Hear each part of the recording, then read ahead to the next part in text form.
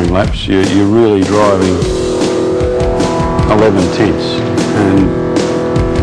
and you're trying to get the utmost out of the car. Whether the car's wanting to give it to you or not is another thing. And then came Forest Elbow, which is a corner on that racetrack which naturally creates a bit of understeer. At the end of the fence was this big bolster of tyres right at the end of the wall, and when it just snagged the front wheel, it broke the steering arm off, and when the car got back down on the ground, you know, I still had my boot into it because I was still, this is it, we're still going to make this. And next minute it landed on the wheel, it wasn't hooked up to the steering wheel, and it took off into the scrub, and it was about then, well, geez, I could be in a bit of trouble here. I remember knocking a couple of trees down and that. And once I got out of the car, I don't really remember much more. Even though Brock gave me a lift back to the pits, and I don't even remember that. Maybe that's not a bad thing.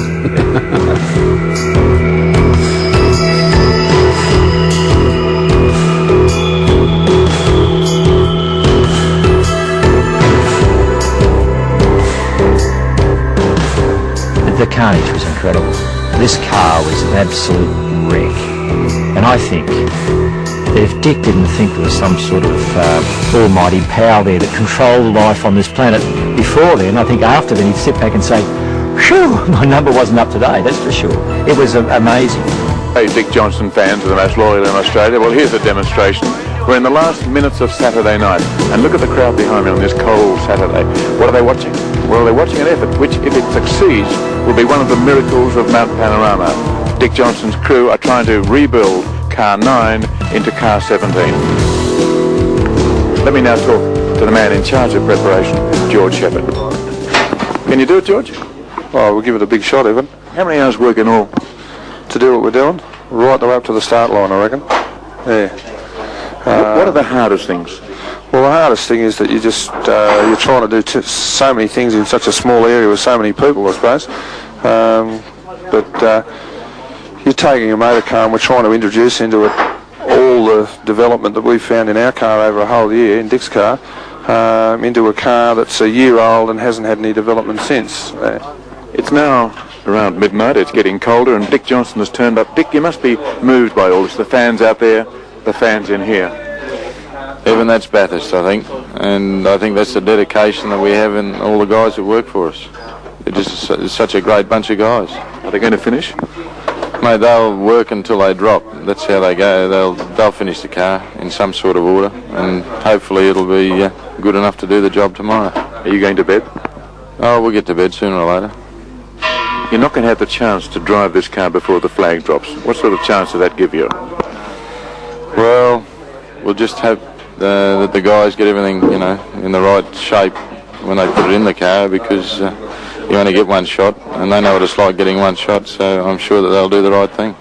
Across the top of Mount Panorama, the fans wait to see what sort of a shot Dick Johnson can give it. And there it is, you're not going to believe it, overnight, car number 17. It's a new car, it's not the one crashed yesterday. You wouldn't know the difference. Dick Johnson, and a huge roar goes up from the crowd here at Mount Panorama. Just look at the rival crews, all waving to Dick Johnson, and a tremendous atmosphere here at Mount Panorama. As Johnson takes his place in the field, let's have a look at the cars that will start from positions 41 to 58 from Steve Green.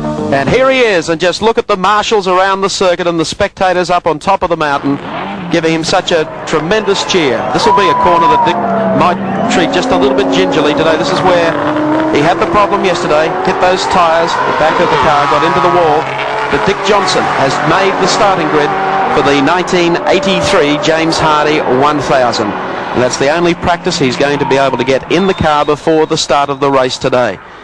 And when Johnson pulled out onto the racetrack, he got an absolute hero's reception as he came onto the circuit and took up the run to the top of the mountain. I think everyone across Australia, and certainly all our Queensland viewers watching today our telecast of the James Hardy, are pleased to see this man in the field for the 1983 race. He's coming up now behind the cars. You we'll probably get an idea now of just how far back the field goes to position number 58. I don't think he did too good the next day, but at least he flew the flag. And you know, there's a lot of teams, a lot of people around these days who they'll drop the ball. When the things aren't going their way and they say, oh no, the car's not right, everything else, just let's not go out there and make mugs of ourselves. I've never gone along with that way of thinking, and I'm sure Dick hasn't either. You get out there and you give it your best shot, come what may. Rain, hail or shine, you're going to get out there and use whatever you can to get out there and deliver the goods.